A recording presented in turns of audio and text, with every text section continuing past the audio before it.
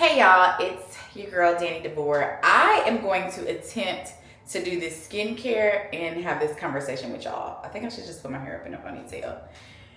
Oh, what do we think? Probably so. Okay, I'm hoping that this lighting works. My hair is giving very Sideshow Bobbish, but whatever. So basically this is kind of just a conversation of how like going through therapy, I had a conversation with my cousin the other day, and she was basically telling me, like I pull away or become distant, and I was explaining to her that when I have a lot going on in my mind, that I do become distant because I don't want to be a burden to others. So in the midst of all of that, we're talking, and she's like, don't you dare feel like you're a burden. You take on, like that's what we're here for. We're supposed to share the load, all this other stuff. So as we're talking about this, I'm coming to all of these like revelations in my mind of just how the trauma from like your past, even though you feel like I've dealt with that already, or that no longer affects me or impacts me, or you might not even know how it's impacting you or that it bothers you, is just very interesting. So my cousin and I were talking, and I was talking about buying something. Oh, I broke this. I was talking about buying something, or if it was crazy for me to spend this amount of money on something. And so my cousin was like, let me hold your hand when I tell you this. Stop worrying about stuff like that. Stop it. Like, you work, you have a spouse that is a provider. It's okay if you want to go and spend money and do stuff.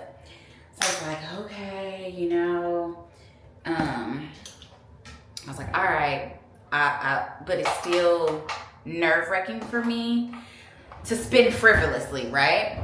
So my husband is very traditional in the sense of like, he takes his responsibility as a husband is to also be a provider for me. And when I say this, it's not to like brag or anything like that, but he's like, if you don't want to work, you really don't have to work. Like, you don't have to if you don't want to.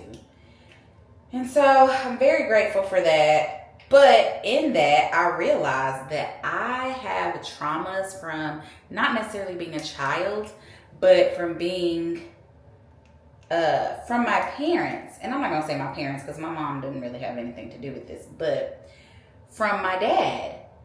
And so this is gonna be like a little heavy, and trigger warning.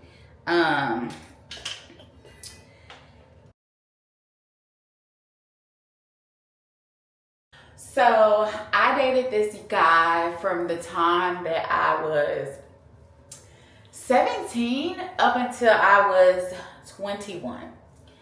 And of course, when you're 17, everything is amazing. Like, that's the love of your life. You can't live without this person. All this other stuff, right? So we went off to college. We went to 2 separate colleges. We were like 2 hours away from each other. We both had cars, so it worked out. We were able to go and see each other often. And probably the summer going into my junior year of college, things just went terrible between us. Terrible. Okay? Like I said, trigger warning right here. I'm trying to give everybody, because I know that this is a sensitive topic. I don't want anybody to feel, to bring up all old memories or bad memories for people, because, it's ever evolving and everybody's journey is different. But the relationship became abusive. And so the first time, well, for me, I can't really speak for everybody else, but I hear that this is very common. The first time that somebody that you love hits you or does something physical to you that they shouldn't, that is inappropriate, the first time it stuns you and you're just like, oh my gosh, what just happened, right? You're like, oh my gosh, what just happened?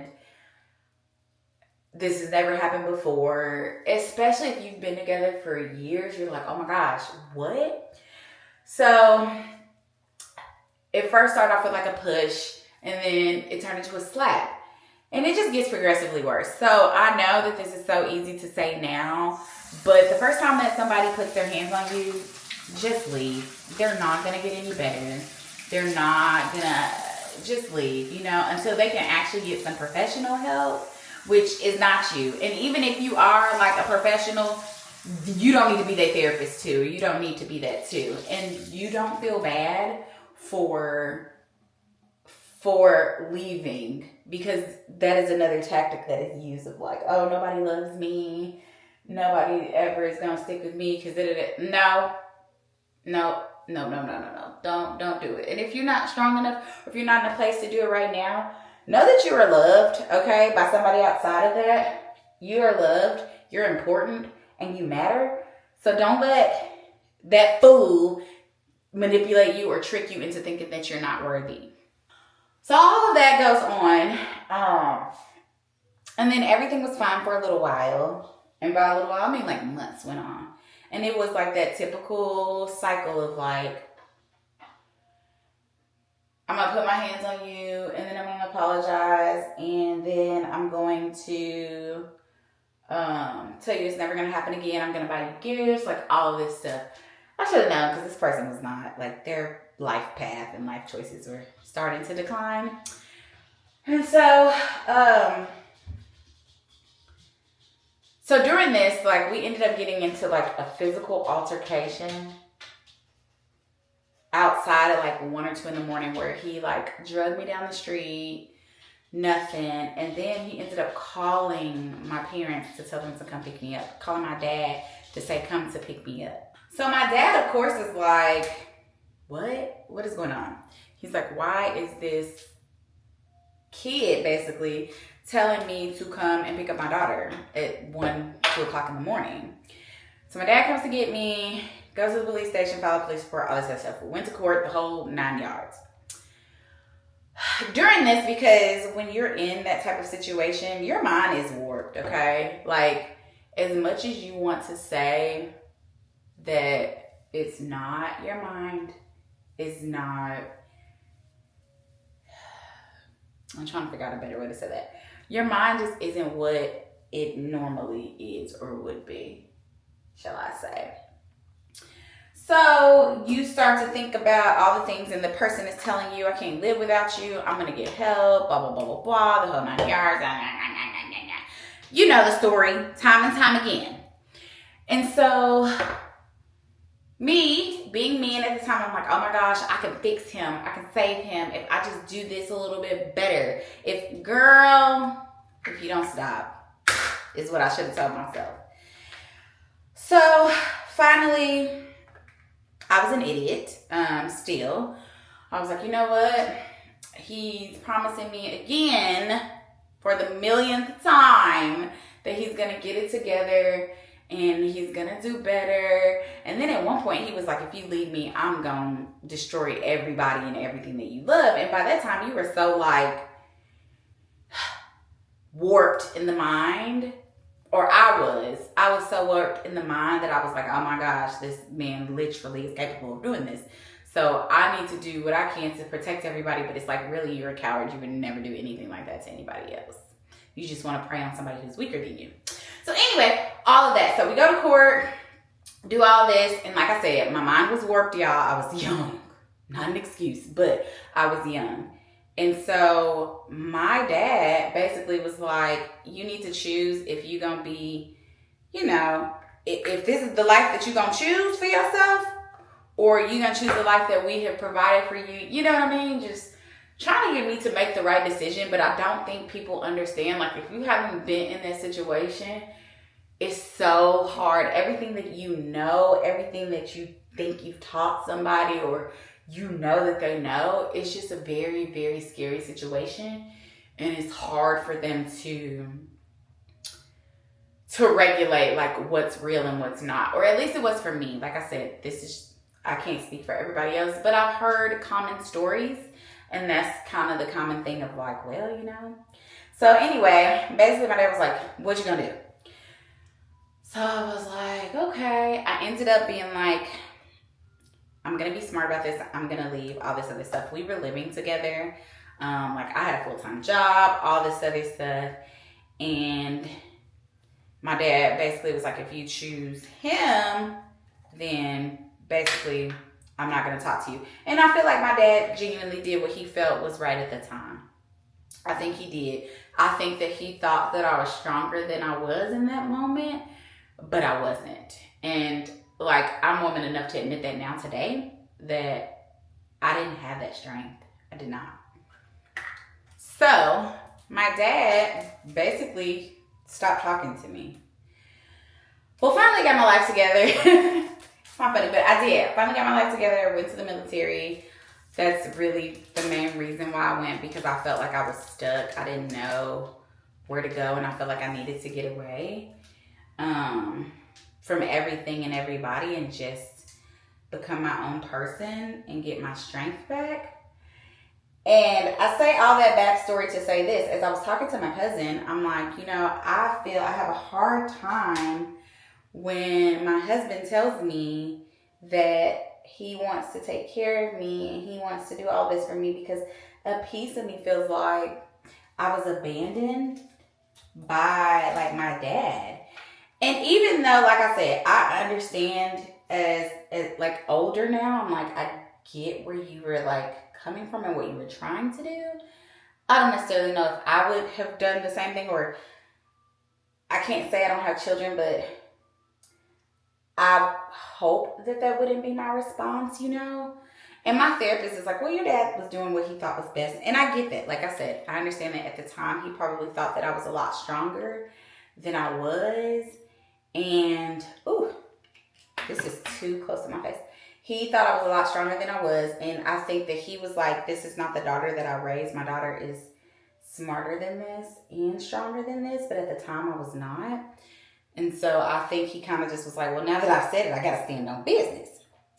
And so now back to my husband. My husband is very traditional in the sense of like, you don't have to work if you don't want to. Your responsibility for our family is to ensure that our household is taken care of, that our children are taken care of, stuff like that. And so, and that's what he grew up with. Like, he grew up with that. And that's the example that he saw for the majority of his life. And so, yeah. But as I was like debriefing with my cousin, having a little meltdown, I was like, oh my gosh, I feel as though the reason I can't say like, yeah, let's go all in on that. Let's do that. I don't have to work. I don't have to do that. The reason I can't say that is because I feel like I was abandoned by my dad in a sense, right? And my dad, I'm telling y'all, I thought he hung the moon. Y'all, I thought that man hung the moon and you couldn't tell me anything else. And so to have that, now I'm like, this is about to be sounding like so callous, and I don't mean it this way, but this is the only way that I know how to explain it. Like, my husband chose to give me his last name, or he decided that he wanted me to be his wife.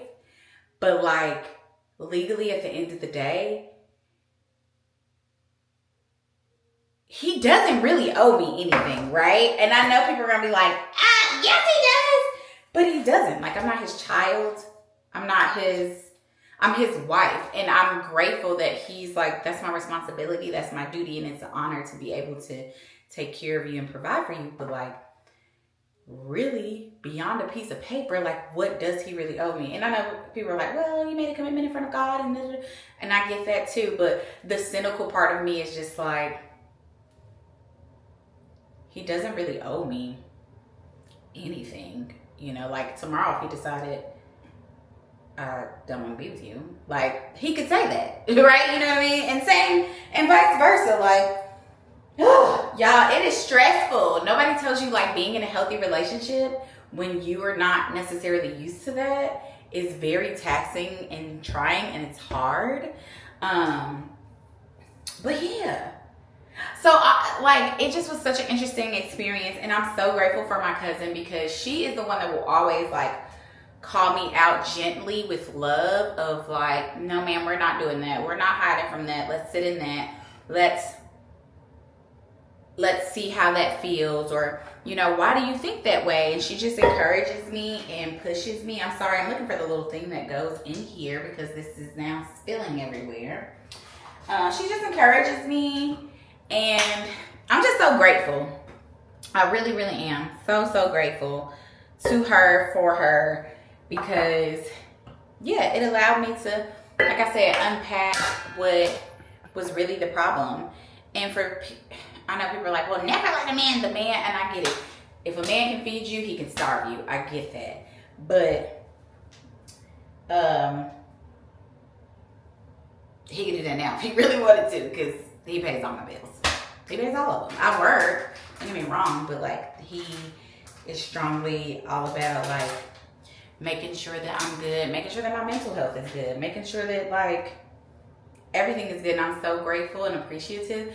But it's like, it's such a journey. It's such a struggle to get to a place of, and I don't know if it's necessarily trust. It might be, because I trust him with my life wholeheartedly, but it's just like something always in the back of like, now don't you do that, girl. Don't you do that. Don't you do that. But I don't know. Have y'all ever had moments where you've just been talking about something and then all of a sudden you have been like, this is what is causing this to happen?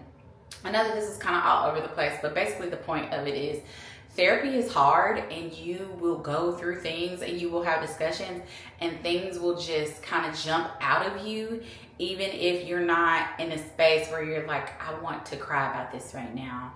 I want to really dive into that or anything like that. Sometimes the therapy is outside of the doctor's office. And I know my doctor gonna be like, I'm so proud of you for saying this. Cause she keep telling me like, I am a kept woman. I work, but my husband pays all the bills. My money is just my money, and that's fine too. Like, you don't have to relinquish all of that. You don't have to do all of that. You can still work and have your money, but your husband has proven to you multiple times that he's not gonna abandon you. And I mean, he could switch up at any time, honey, but I don't think he would. But like, that's the type of stuff, like, for example, we have an account that he doesn't even have access to. He just puts money into. It's our account. But he like, I don't even know how much money is in there. I don't know how to get it out if something happens. Like, he's just like, it is what it is. So, I don't know, y'all. I guess this is a roundabout way of saying, you know, I'm just in my healing journey and we're loving it. It's scary, very ghetto. Especially for someone who is not used to expressing their emotions, especially around others. It's hard, but yeah, thank y'all for listening. Thank y'all for watching. I will see y'all next time. Please don't forget to like, comment, and subscribe if you feel so inclined to do so. And yeah, have a great week. Bye.